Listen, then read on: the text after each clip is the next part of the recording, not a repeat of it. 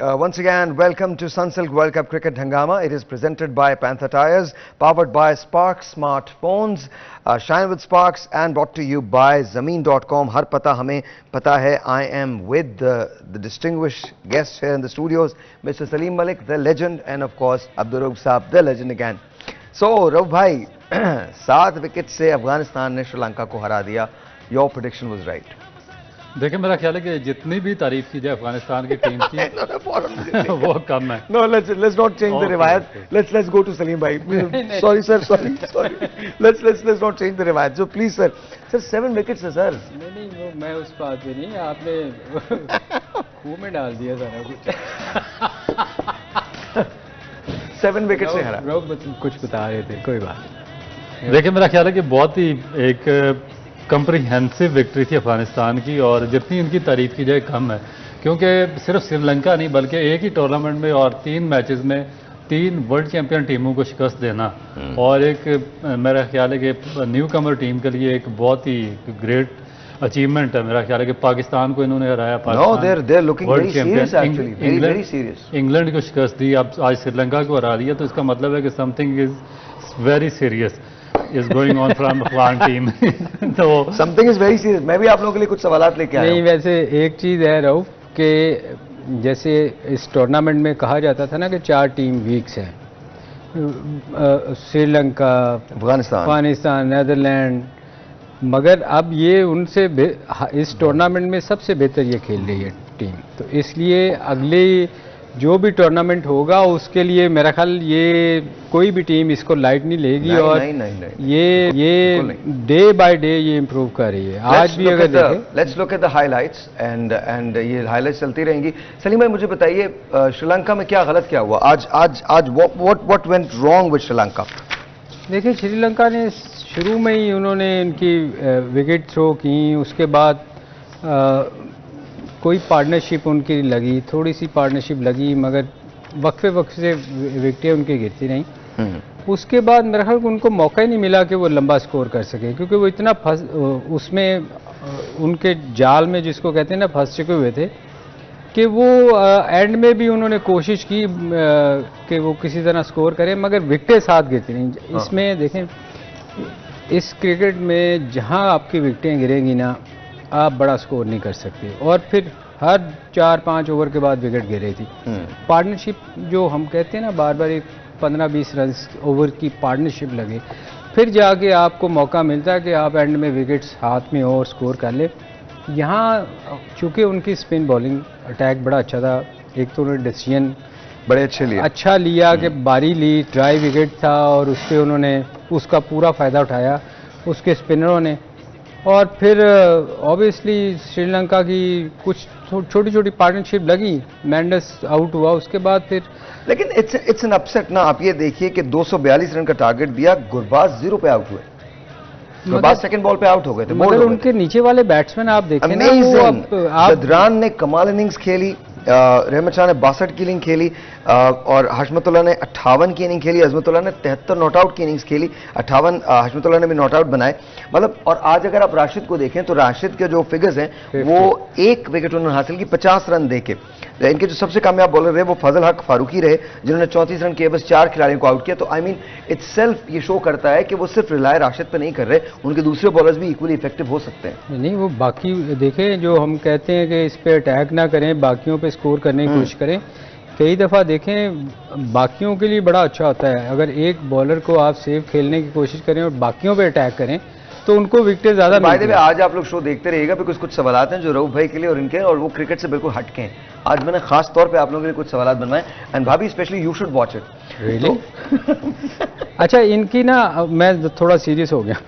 इनकी अफगानिस्तान की ना अगर आप ये देखें, ये आज से कोई साल पहले ना ये इनके 1-2 प्लेयर थे जो स्कोर करते थे, ये वो आउट होता था तो एकदम इनकी टीम ना बिल्कुल एकदम आउट हो जाती. अभी आप देखें इनके 3-4 आउट भी होते हैं, मगर ये नीचे से पार्टनरशिप बहुत जबरदस्त, बहुत जबरदस्त और बड़ा सेंसिबल खेल रहे हैं. जो इनमें जो एक अच्छी चीज़ इंप्रूवमेंट की इनकी टीम के लिए आ रही है कि ये इंप्रूव कर रहे हैं डे बाय डे. नीचे वाले बैट्समैन बहुत अच्छा खेल रहे हैं. सर अच्छा, इसमें जो बेसिक चीज़ है ना कि जो फॉल्ट हुआ श्रीलंका की जानिब से, वो जो उनके इन फॉर्म बैट्समैन है, समारा विक्रमा है, मेंडिस है और उसके बाद निसांका है, ये 3 स्कोर कर रहे थे तो श्रीलंका एक लंबा स्कोर करने में कामयाब हो जाता था। आज इन्होंने स्कोर किया, एक ने 36 किया, एक ने 39 किया, एक ने 46 रन किए, मगर ये अपनी जो शॉर्ट इनिंग्स है उसको लंबी में कन्वर्ट कर नहीं सके, जिसकी वजह से ना तो जो श्रीलंकन बैट्समैन थे वो 50 ओवर पूरा खेल सके और ना ही वो एक बड़ा टारगेट सेट कर सके। क्योंकि ये चीज़ हम शुरू से कह रहे हैं कि जब तक आपके बैट्समैन आखिरी 10 ओवर्स में नहीं स्टैंड करेंगे, आप बड़ा टारगेट नहीं कर सकते। और जब इनके 41 ओवर हो चुके थे तो मेरा ख्याल है कि इनका जो टॉप बैटिंग ऑर्डर था वो पवेलियन वापस जा चुका था और इनके टेल एंडर खेल रहे थे, जिसकी वजह से ये बड़ा टारगेट नहीं कर सके। और इसका मेरा ख्याल है कि पूरा क्रेडिट अफगानिस्तान के बॉलर्स को जाता है। और स्पेशली देखें इनकी चेंजिंग देखें, इन्होंने नूर अहमद को पाकिस्तान के खिलाफ खिलाया था, उसने 3 विकेटें ली और सबसे प्रोमिनेंट बॉलर वो था। मगर इस मैच में इन्होंने नूर अहमद को ही चेंज किया और फजल फारूकी को इंक्लूड किया और उसने आज एक बड़ा इंपैक्ट डाला। उसने 34 रन देके 4 विकेटें ली। तो इसका मतलब है कि इनका बेंच इतना स्ट्रांग है, इनके पास रिप्लेसमेंट प्लान है। सबसे बड़ी बात ये बेंच स्ट्रांग है, दूसरा क्रिकेटिंग सेंस बहुत है, क्रिकेटिंग अप्रोच बहुत अच्छी है और वे इनको पिच रीड करनी आती है। अच्छा, जरा एक काम करते हैं, जरा लगाइएगा ये क्रिकेट वर्ल्ड कप जो इंडिया में हो रहा है, इसके जरा पॉइंट्स टेबल लगा दीजिए। लेट्स सी, इंडिया ने खेले हैं 6 मैचेस और 12 पॉइंट्स के साथ वो पहले नंबर पे है, 1.41 की उसकी एवरेज है। साउथ अफ्रीका ने खेले हैं 6 मैचेस, 5 विन्स के साथ वो 10 पॉइंट उन्होंने हासिल किए हैं, 2.03 की एवरेज के साथ साउथ अफ्रीका दूसरे नंबर पे है। न्यूजीलैंड ने खेले हैं 6 मैचेस और 8 पॉइंट न्यूजीलैंड के हैं, 1.23 की औसत से। ऑस्ट्रेलिया ने खेले हैं 6 मैचेस, इसके 8 पॉइंट्स हैं, 0.97 की औसत से, ये चौथे नंबर पे है। अब knocking at the door is Afghanistan, 6 matches खेले हैं, 6 पॉइंट्स हासिल किए हैं एंड नेगेटिव 0.72 के साथ अफगानिस्तान जो है वो इस वक्त 5वें नंबर पे है।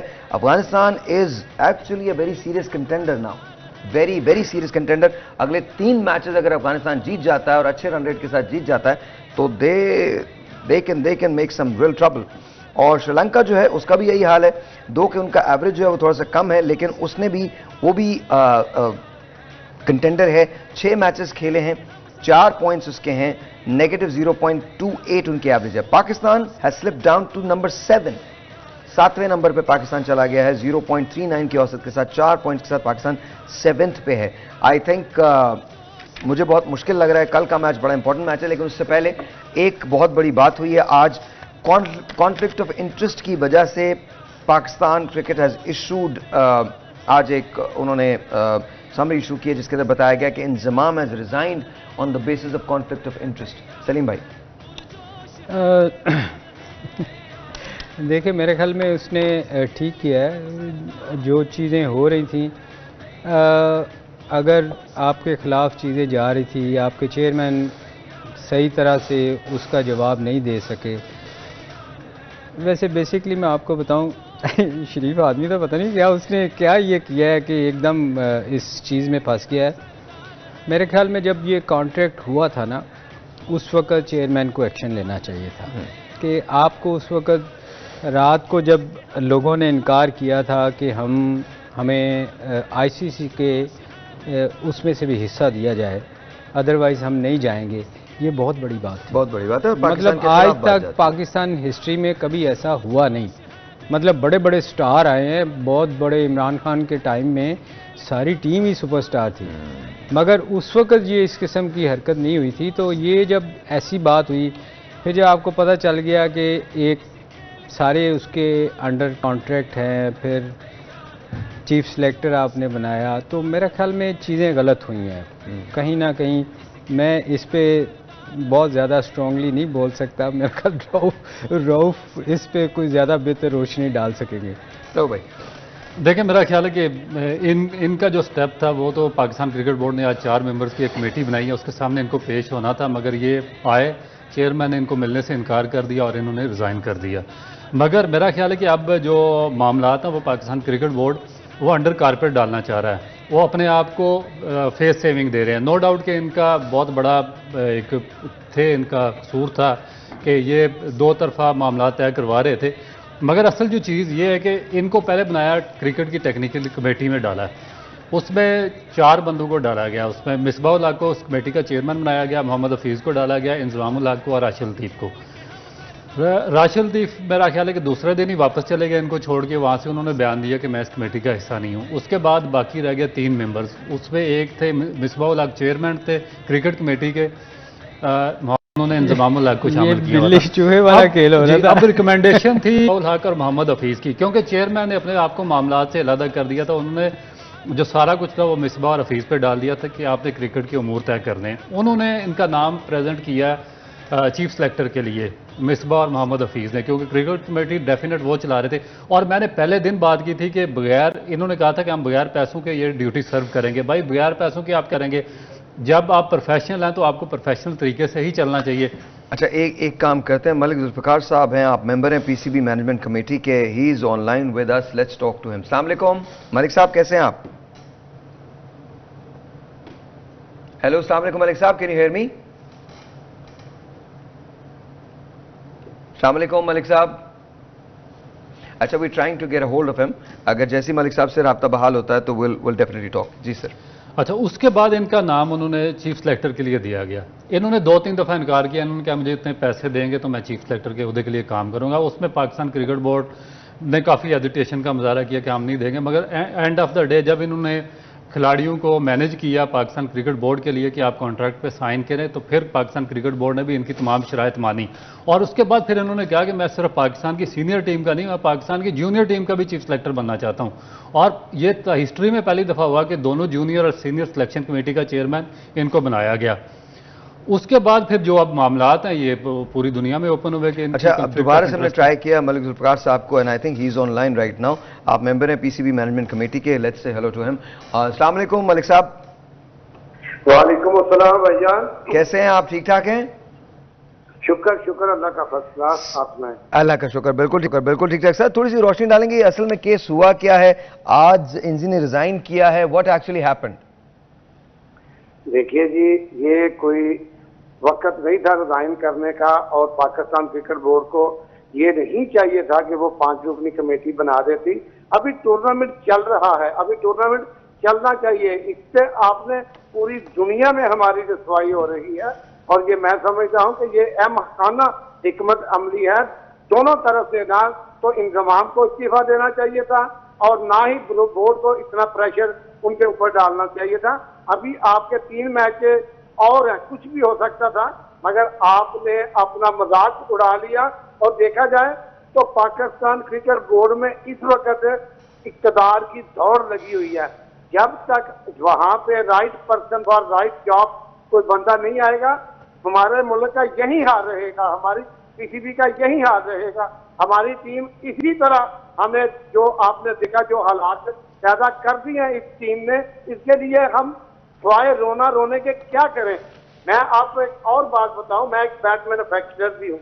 टीम जब पाकिस्तान की हारती है ना, तो इससे पाकिस्तान की जो मैशियत है, खासकर स्पोर्ट्स की, वो बहुत ज्यादा सफर करती है। देखा जाए तो जब पाकिस्तानी टीम जीतती है तो हमारे मुल्क में क्रिकेट होती है, क्रिकेट होती है तो हमारा माल बाहर भी जाता है, एक्सपोर्ट होता है माल, वहां से जरे मुबादला आता है, उससे गरीबों के चूल्हे जलते हैं सबसे ज्यादा। तो हमें इस चीज की तकलीफ है कि हमारी टीम की परफॉर्मेंस वो नहीं थी, और इसका जिम्मेदार पाकिस्तान क्रिकेट बोर्ड है, और इसके करता धरता जो लोग हैं वो हैं, जिन्होंने। आप मुझे ये बताइए कि अभी टीम जो है मलिक साहब आपकी श्रीलंका में टेस्ट खेल के आई। मलिक साहब तो 1 मिनट सुन ले। आप बोलिए। उसके बाद आप टीम आई तो एशिया कप आ गया। और भाई ये टीम को आप जब अभी तो ये टीम सुनिएगा मेरी बात, अब फिर ये टीम जो है ना, बाहर जाके जो आजकल जहां से सबसे ज्यादा पैसे मिलते हैं लीग क्रिकेट में, वहां चली जाती है। जब ये वहां से थक हार के आएंगे, फिर आप इनको वर्ल्ड कप के लिए भेज देंगे, तो ये क्या परफॉर्म करेंगे? थके हुए घोड़े हैं। और इनको पाकिस्तान क्रिकेट बोर्ड ने इतनी ज्यादा मराहत दी थी, इतने ज्यादा पैसे दे दिए। मैंने ये बात मैनेजमेंट कमेटी में भी कही थी कि भाई साहब जब पैसे इतने ज्यादा हो जाएंगे, इनको क्या जरूरत है मेहनत करने की, बंदा रिलैक्स हो जाता। जब एक बंदे के पास कोठियां, गाड़ियां, बंगले आ जाते हैं तो वो कहता चलो यार ठीक है, अब टाइम पे काम पे नहीं जाएंगे, अब लेट जाएंगे। इसी तरह ये अच्छा, मलिक साहब, इन्होंने छोड़ दी मलिक साहब, प्लेयरों ने। और जी मलिक साहब, आप जरा होल्ड रखिएगा, मुझे एक छोटी सी ब्रेक लेनी है। ब्रेक के बाद आपसे एक सवाल है और सलीम मलिक साहब भी कुछ बात करना चाहेंगे, अब्दुल भी आपसे कुछ बात करना चाहेंगे। एक सवाल है मेरा जो मैं ब्रेक पे कि आज का जो इस्तीफा है ये एक ऐसे वक्त में आया जब पाकिस्तान कल, अगर हम मान भी लें, सारे मैथमेटिक्स को मान लें, तो कल पाकिस्तान अपने बका की आखिरी जंग लड़ेगा। अगर कल हम मैच जीत जाते हैं, वैसे मुझे तो नहीं लगता कि हम सेमीफाइनल के लिए क्वालिफाई करेंगे, मेरी कैलकुलेशंस ये नहीं कहती, लेकिन बहुत सारे लोग ये बज़िद हैं इस बात पे कि हम अब भी सेमीफाइनल के लिए क्वालिफाई कर सकते हैं। मुझे नहीं पता कैसे कर सकते हैं, लेकिन मैं आपसे पूछना चाहूंगा इस क्रूशल वक्त पे ये इस्तीफा जो आया है, क्या इससे टीम पे इंपैक्ट पड़ेगा या नहीं? ब्रेक के बाद जी।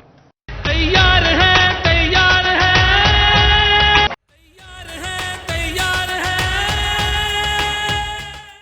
All right, जी, once again, welcome back. Malik Zulfiqar साहब is online right now.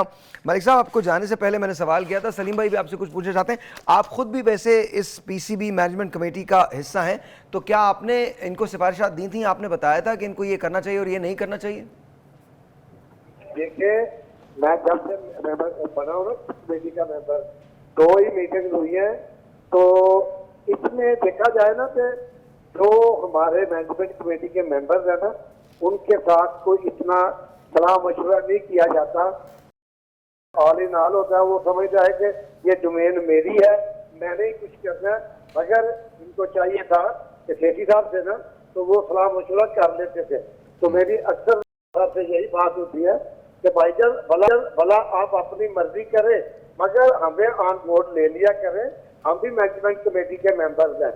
तो देखा जाए तो ये इस वक्त कहते हैं पंजाबी की जिन्ना खादियां गाजरा ढेडों के पीड़, इनको चाहिए था कि ये मैनेजमेंट कमेटी को साथ लेते और प्लेयरों को जब इन्होंने 50-60 लाख रुपया पर मंथ देना शुरू किया, प्लेयर हमारे रिलैक्स हो गए। अब जो बात आपने की कि इंतमान साहब को फीफा इस वक्त नहीं देना चाहिए था और पाकिस्तान क्रिकेट बोर्ड को इनका इस्तीफा कबूल नहीं करना चाहिए था। इससे हमारी जो है ना कोई अच्छा मैसेज दूसरे कंट्रीज में नहीं जा रहा। तो हमारी आपस की लड़ाई है तो वो हमें खुद ही लड़नी चाहिए, मीडिया पे नहीं आनी चाहिए थी। अब जैसे राशिद लतीफ साहब का बयान आ गया, वो कहते हैं जी मैंने फोन नहीं किया, ये कहते हैं फोन किया, कहता है कोई फोन नहीं आया। तो ये इससे क्या हम लोगों को सबक क्या दे रहे हैं? क्रिकेट में देखिए, क्रिकेट में हार जीत होती है, मगर जिस तरह हम इंडिया से हारे पूरी तरह और जिस तरह हम अफगानिस्तान से मैच हारे, इससे हमारी क्रिकेट को जितना नुकसान पहुंचा है और जितने लोगों के ब्लड प्रेशर हाई हुए, जितने लोग बीमार हुए, इसका जिम्मेदार कौन है? इसका जिम्मेदार पाकिस्तान क्रिकेट बोर्ड है और पाकिस्तान की क्रिकेट टीम है, जो लाखों रुपए दे के ब्लैकमेल करके ये टूर्नामेंट खेलने के लिए गए थे और इनके कॉन्ट्रैक्ट जो फाइनल। सर एक मलिक साहब मुझे इजाजत दीजिए, मैं एक सवाल करना चाहता हूं आपसे, उसके बाद सलीम भाई की तरफ चलते हैं और रऊफ भाई की तरफ चलते हैं, वो आपसे कुछ पूछेंगे। मुझे सिर्फ एक सवाल आपसे करना है। अभी आपने कहा कि पाकिस्तानी टीम जो है उसने ब्लैकमेल करके वो गए, तो क्रिकेट बोर्ड ब्लैकमेल क्यों हुआ? मतलब ये तो क्रिकेट बोर्ड है ही नहीं है। क्रिकेट बोर्ड में जो हमारे बैठे हुए हैं, देखा जाए तो उनको इलेक्शन करवा के मुंतखब हो के चेयरमैन बन के उनको पास पूरे इख्तियार होने चाहिए। मैं चेयरमैन साहब से कहूँगा, चेयरमैन साहब आप अपना फौरन इलेक्शन करवाएं, क्योंकि जब एक घर में लड़ाई पड़ी हो ना, तो उस घर के सरबराह की कोई इतनी वैल्यू नहीं होती। ये भी प्लेयर जो है ना, प्लेयर पावर क्यों आई? क्योंकि बोर्ड कमजोर है, बोर्ड को पावरफुल होना चाहिए। प्लेयर आते जाते रहते हैं, आज कोई भी प्लेयर हमारे पास टैलेंट की कमी नहीं है। मैं बाहर से कहता हूँ, मैं सियालकोट रीजन का प्रेसिडेंट था, हमने डिपार्टमेंट की टीमों को हराया हुआ है। क्यों? हमारी टीम में एक यूनिटी। अच्छा मलिक साहब रऊफ आपसे कुछ बात करना चाह रहे हैं, जरा इनसे बात कर लीजिए। अस्सलाम वालेकुम मलिक साहब। ठीक ठाक है? हेलो जी मलिक साहब, आवाज आ रही है मेरी? हाँ जी, आ रही है।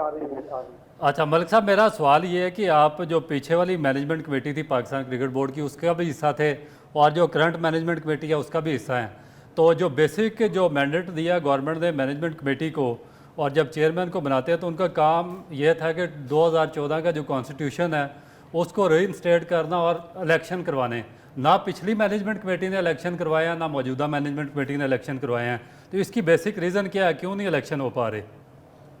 पिछली जो मैनेजमेंट कमेटी थी ना, उनकी प्रॉब्लम ये थी कि उन्होंने इलेक्शन करवाने थे रीजन के, इलेक्टोरल कॉलेज उन्होंने पूरा करना था, तो फिर उन्होंने इलेक्शन करवाने थे। जब इलेक्शन कराने का वक्त आया ना तो उनकी बुनियाद खत्म हो गई। क्यों कि उनके पास जो बोर्ड के मेंबर थे ना वो पूरे नहीं थे। जब वो पूरे हुए तो उनकी बुनियाद खत्म कर दी गई। और हालांकि बेहतरीन वो मैनेजमेंट कमेटी काम कर रही थी को लेके आगे जब सब आए तो इनको तो जो बोर्ड बना बनाया मिला था ना, उन्हीं बोर्ड के तहत किसी बोर्ड के तहत ये इलेक्शन करवा देते। जब इनको कोई सलाह की नहीं पड़ा अच्छा तो इन्होंने डिले किया, नहीं हमने इस बोर्ड को हम नहीं मानते, हम 20 जून वाला बोर्ड को नहीं मानते, हम 14 जून वाले बोर्ड को नहीं मानते। तो ये इनकी वजह से ये इलेक्शन नहीं अभी तक। मलिक साहब मेरा एक सवाल है। डे टू डे फेयर पे मेरी बात सुन रहे हो ना सर? जी सर। डे टू डे फेयर पे काम करने के लिए आए हैं। आप वो काम इतने बड़े ना करें जैसे इमामुल अब्बास का 3 साल का कॉन्ट्रैक्ट दे रहे हैं और उनकी 25 लाख रुपया आपने सैलरी लगा दी। इसी तरह और कई डायरेक्टर आ गए और कई पाकिस्तान क्रिकेट बोर्ड में आ गए और कुर्सियां नहीं लग रही हैं, सोलर एनर्जी लग रही है। मैंने कहा कि मैं जो बात कर सकता हूँ बाकी मैं सलाह ही दे सकता हूँ ना, मैं अकेला मेंबर हूँ जो बोलता हूँ बकाया। तो मेंबर जो है ना वो कहते हैं ठीक है भाई जो कर रहे हैं करते जाए, मगर मैं को कहता हूँ कि कल को नैबी है भाई साहब, कल को हमें कोई भुगतना पड़ जाए। हाँ, जब आप इलेक्ट हो जाए आप जो चाहे आप करें। जी आप मुझे पूछिए सलीम भाई। और कोई सवाल? मलिक साहब कैसे हैं? सलीम मलिक बोल रहा हूँ। बिस्मिल्लाह मलिक साहब की हाल है? ठीक ठाक मलिक साहब। एक तो साढ़े बल्ले नहीं पहुँचे ताड़े वो बल्ले पहुँचाओ। और दूसरा मलिक साहब मैंने ये आपसे कहना था कि अगर आप इस कमेटी से खुश नहीं हैं, बज़ाहिर नज़र आ रहा है कि आप नाराज़ हैं इनसे, तो आपने अभी तक इनको छोड़ा क्यों नहीं? आप इस कमेटी नहीं मैं ऑनेस्टली आप देखें ना, मुझे लग रहा है कि आप इनसे बड़े नाराज़ हैं। इन्होंने आपकी कोई बात नहीं सुनी, बाकी लोगों की भी ऑब्वियस नहीं सुन रहे होंगे, तो आपको तो फिर इनको छोड़ देना चाहिए था ना, जब ये सुनते ही नहीं है। तो भाई साहब हमने तो क्या पकड़ा हुआ, हमें तो नहीं चले, अब तो पता चल गया ना आपको। पिछले माह जो हुई थी उसके बाद तो ना कोई मीटिंग हुई है, ना इन्होंने हमें कोई बुलाया कभी। तो हमको मैं ऐसे ही घर पे बैठे हुए हैं, हमें तो हमारा ये आप इस्तीफा ही समझे, क्योंकि हमारी कोई मुदाखलत है ही नहीं है।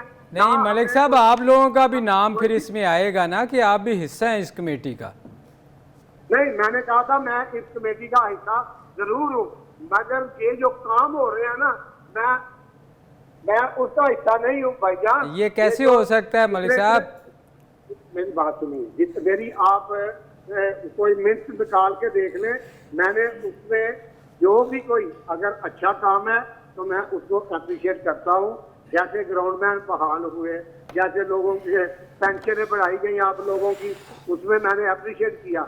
मगर आपने इतने प्लेयरों को इतने बड़े लाखों रुपए के कॉन्ट्रैक्ट दे दिए जो कि आपकी डोमेन नहीं है। अच्छा मलिक साहब एक मेरा सवाल है, एक सवाल है प्लीज। एक मलिक साहब बात करते हैं तो मुझे इस्तीफा ले लें, मुझे तो कोई इतराज नहीं है। अच्छा मलिक साहब एक सवाल है, फाइनल क्वेश्चन है, ये मुझे बताएं हम गैर मुल्की कोचेस क्यों रखते हैं? इसका पहला हिस्सा ये सवाल का, गैर मुल्की कोचेस क्यों रखते हैं? और दूसरी बात ये कि अब हम झगड़ा किस बात पे करते हैं? इस बात पे कि हमारे पास प्लेयर्स ऐसे हैं कि उन जैसे प्लेयर्स पूरी दुनिया में मौजूद नहीं है और हम उनके हाथों ब्लैकमेल हो जाएंगे क्योंकि वो वर्ल्ड कप के स्टेज पे जाएंगे और परफॉर्म नहीं करेंगे, या वो इतना परफॉर्म करेंगे कि वो कोई मैच नहीं हारेंगे। तो I mean what are we doing? Because मुझे समझ में नहीं आ रही। जब मैं और टीमों को देखता हूँ, ऑस्ट्रेलिया भी अपने मैचेस हारी थी लेकिन उसके बाद उसका मैंने कमबैक देखा है। पाकिस्तान में क्या हम ठीक तरह से स्काउट नहीं कर पाते लोगों को, या फिर कोई और मसाइल होते हैं? तो दोनों सवाल के जवाब अगर आप मुझे दे सके तो। देखिए, मैं आपके पहले सवाल का जवाब दूंगा कि ये पाकिस्तान के जो लोग हैं, क्या हम बेवकूफ हैं? मैंने हमेशा फॉरनर कोच की मुखालफत की है। ये कहते हैं कि वो आ जाता है जी, लाइकिंग डिसलाइकिंग आ जाती है। तो भाई साहब, दूसरे मुल्कों के भी कोच उनके अपने हैं। क्या हमारे पास अभी सलीम मलिक जैसे, जुवेद मियांदाद जैसे, मोहसिन अफजल खान जैसे इतने लोग एक्सपीरियंस बैठे हुए हैं, तो हमने इन लोगों के इनके तजर्बे से क्यों नहीं फायदा उठाते? इतनी ज्यादा सैलरी देते हैं, वो वहाँ अपने मुल्क में बैठ के वहां से आर्डर इश्यू करते हैं, जी इसको निकाल दो, ये कर लो, वो कर लो। और भाई साहब, उनका क्या इंटरेस्ट है पाकिस्तान के साथ? वो क्यों मलिक साहब, अपनी आपको मलिक साहब, मैं जान माजरत चाहता हूँ, जब मेरे तक पास मलिक साहब वक्त नहीं है। आपको एक फेवर करनी पड़ेगी। कल जब हम लाइव आएंगे इंशाल्लाह, तो कल हम आपसे रिक्वेस्ट करते हैं, मेरा हम्बल रिक्वेस्ट है कि आप प्लीज अगर स्टूडियोज में आ सकें तो यहाँ आ जाएं, अदरवाइज ये है कि हम आपको लाइव ले लेंगे। सर, मैं बहुत माजरत चाहता हूँ, इस वक्त मुझे जाना है। Thank you so very much. बहुत मलिक साहब हमारे साथ थे, और मलिक साहब ने ऑनेस्टली इन्होंने बहुत खुल के बोला है, बहुत खुल के बोला है। मुझे तो जंगी समझ में नहीं आ रही। अगर हम इस स्टेज पे आके पाकिस्तान की इज्जत को कॉम्प्रोमाइज कर रहे हैं तो वो नहीं होना चाहिए। अगर मेरे ख्याल में हमको बिहेव करना चाहिए एज स्पोर्ट्समैन, एज जेंटलमैन, हमको ऐसा बिहेव करना चाहिए। सबसे बड़ी बात ये किसी एक फर्द वाहिद की इज्जत नहीं है, पाकिस्तान की इज्जत जो है वो स्टेक पे। ब्रेक जी, ब्रेक के बाद। ऑलराइट जी, once again welcome back, and Pakistan is playing tomorrow against Bangladesh. Sir, what do you think? कल का मैच कितना क्रिटिकल है? मैच है क्रिटिकल, तो हाँ, एक मैच है वर्ल्ड कप का। अच्छा, हम और एक्सपेक्ट तो कर रहे हैं कि 2 चेंजेस होंगी। हसन अली विल रिप्लेस और can replace Nawaz, and Fakhar can replace इमाम। किसी को भी और ये बहुत देर हो गई किसी को भी कर लें। अब तो एक मैच है वर्ल्ड कप का, एक मैच जीतेंगे आप, हारे या जीतें, एक मैच है। मैं सच भी ऑनेस्ट, क्योंकि वो एक इंटरेस्ट जो था ना कि वर्ल्ड कप हम क्वालिफाई कर सकते हैं, वो तो अब मुझे तो कोई चांस नज़र नहीं आ रहा, क्योंकि हम बहुत नीचे चले गए हैं, वो बाकी टीमें बहुत आगे हैं। नहीं, देयर इज अ पॉसिबिलिटी कि अगर हम अगले तीनों मैचेस जीतते तो हमारे 10 पॉइंट्स तो कम से कम हो जाएंगे। वैसे रजा भाई कह रहे थे, सहर भाई, अभी आपने एक बंदे को, रजा भाई कह रहे थे, अब नहीं अभी आपने एक बंदे, और प्रोवाइडेड ऑस्ट्रेलिया सारे मैचेस हार जाए और न्यूजीलैंड सारे मैचेस अभी आपने एक बंदे को कहा यार अपने दिमाग का इलाज करवाओ। और आप ये अच्छा, बस एक बात है, सलीम भाई किसी के बाद किसी भी डाल सकते हैं। और हमारे कॉलेज में ना नहीं, मैंने सवाल बहुत अच्छे पूछे कि आप 2 मैनेजमेंट कमेटी का हिस्सा रहे हैं और आपने रिजाइन नहीं किया और दोनों के खिलाफ बातें कर रहे हैं। देखो यार, ये अच्छा, आप लोग चाहते हैं कि मैं आपसे अभी सवाल करूं या कल के लिए? नहीं, वो मैं आप बात कर रहे थे जो चेंजेस की बात कर रहे थे। हाँ जी, चेंजेस। तो मेरा ख्याल है सबसे पहली चेंज तो शादाब खान की होनी चाहिए ना, बेचारा इंजर्ड हो गया था पिछले मैच में, बॉलिंग के लिए अंदर नहीं आ सके। उनकी रिप्लेसमेंट पे उसामा मीर ने बॉलिंग करवाई और हमें नवाज को आखिरी ओवर करवाना पड़ा, तो इस वजह से वो उनको इंजरी बहुत सख्त है ना। तो मेरा ख्याल है कि पहली तो चेंज उनकी बनती है ना कि उनको बाहर बैठना चाहिए। किसको, साईं को? नहीं, साईं तो खेलेगा ही खेलेगा। वो शादाब खान जो बेचारे इंजर्ड हो गए थे लास्ट मैच में, एक वो बनते हैं। दूसरे मेरा ख्याल कि अब खेलने के जो खेल रहा है। ऐसे साहिर भाई, अब तो इनको चाहिए, जो जितने भी लोग बेंच पे बैठे हैं ना, उनको चांस देना चाहिए, क्योंकि उन बेचारों को इन्होंने कभी नहीं खिलाना। जो ये 11 लेके जाते हैं ना, ये जो टीम के साथ, वो अनफिट हुए तो दूसरे की बात। सलमान को भी चांस देना चाहिए। उसको तो डेफिनेट सबको देना चाहिए चांस। मतलब मुझे लगता है कि वो एक अच्छा, आगा सलमान ये एक बेस्ट मौका है। वैसे तो टीमें जब जीतती हैं, क्वालिफाई कर जाती हैं, तो वो अपने बाकी लोगों को चांस देती हैं। हम बाहर हो के हमें बेचारों को मौका मिलना चाहिए।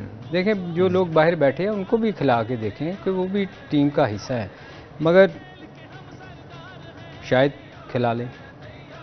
I don't know how it's going to happen, but maybe. अच्छा, आपके ख्याल में जो इंजी का रिजाइन है, क्या उससे हमारी टीम की परफॉर्मेंस में फर्क पड़ेगा कल? क्या फर्क पड़ेगा? I don't know, I'm asking you.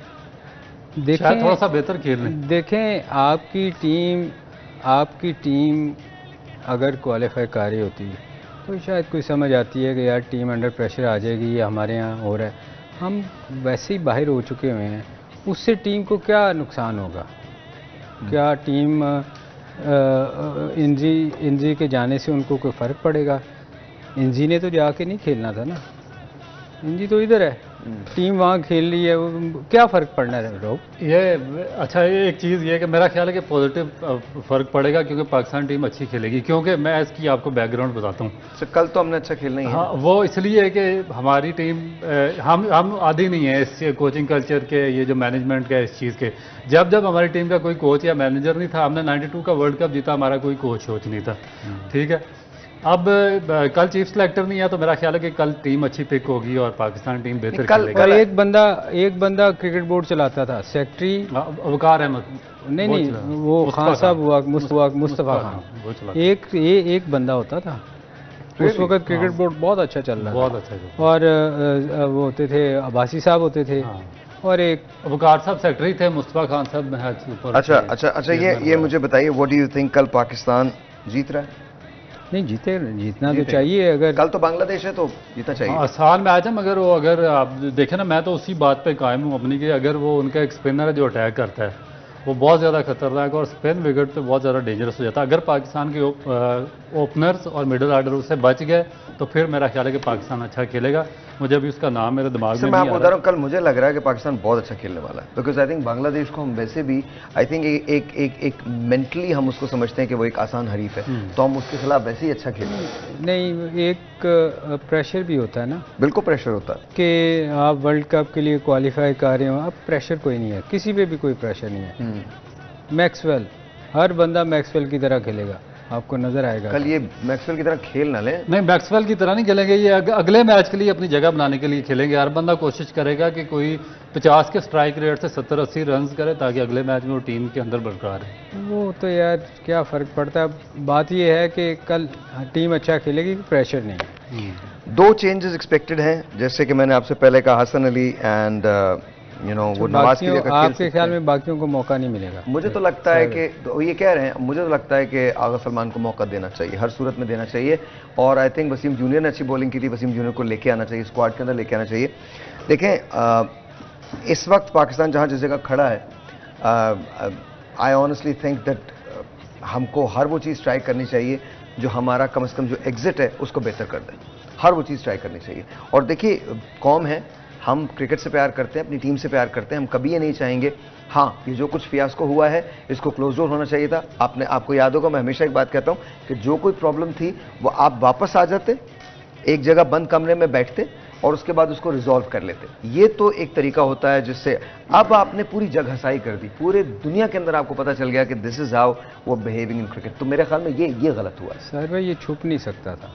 सिर्फ बात छुपने की नहीं है, मैंने ये नहीं कहा कि छुपे, मैं बात सिर्फ ये कह रहा हूं कि आपको एक कॉल करनी पड़ती है ना, एक कॉल लेनी होती है, एक प्रॉपर कॉल होती है। प्रॉपर कॉल क्या है? पाकिस्तान, सबसे प्रॉपर कॉल पाकिस्तान है, आपको वो कॉल लेनी है।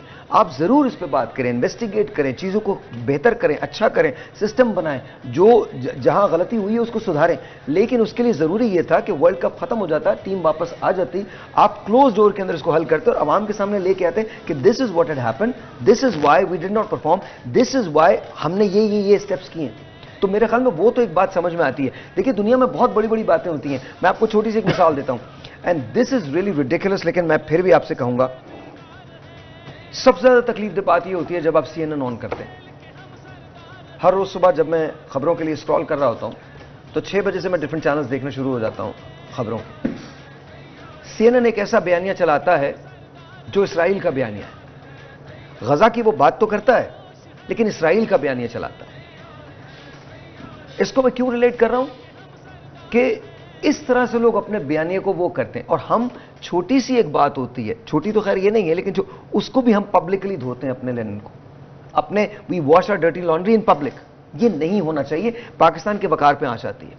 और दूसरी बात यह कि आप लोग गजा के लिए जरूर दुआ कीजिए।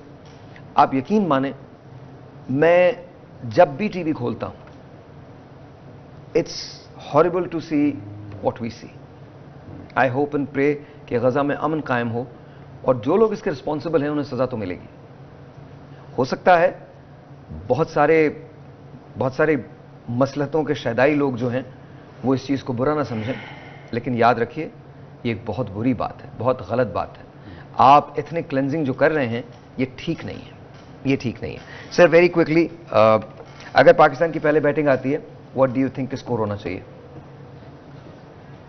जितना भी कर लें मैक्सिमम जो कर सकते हैं देखें उनकी अब डिपेंड करता है विकेट, अगर इंडिया डेफिनेटली कोशिश करेगा कि स्पिन विकेट हो, क्योंकि हमारा स्पिन अटैक इतना अच्छा नहीं खेल रहा, तो उन्होंने तो विकेट दूसरी टीम के लिए ऑब्वियसली बनाएंगे। ओके, तो मेरा ख्याल ये डिपेंड करता है कल सर्वे टू अर्ली के कहाँ मैच हो रहा है और उसकी कंडीशन क्या होंगी। सर देखिए उनकी भी मोस्टली जो बैट्समैन आउट ऑफ फॉर्म है, मेरा ख्याल है कि 250 प्लस रन उनके लिए ठीक होंगे और हम उनको डिफेंड कर सकते हैं, क्योंकि अगर बिकॉज़ हमारा आपके बॉलिंग अटैक जो है वो बेहतर है। वो बेहतर, और अगर उनके, मेरा ख्याल है कि उनका सिर्फ एक ही बैट्समैन है मोहम्मदुल्लाह, उसको भी नंबर 6-7 पे ही भेज रहे हैं, वो ही स्कोर कर रहा है, और उसके अलावा कोई ऐसा बैट्समैन उनमें नहीं है कि जो इस वक्त रन कर रहा है। तो इसलिए मेरा ख्याल है कि अगर 260 प्लस या 260 रन करेंगे तो मेरा ख्याल है कि पाकिस्तान उसको डिफेंड करने की पोजीशन में आ जाएगा।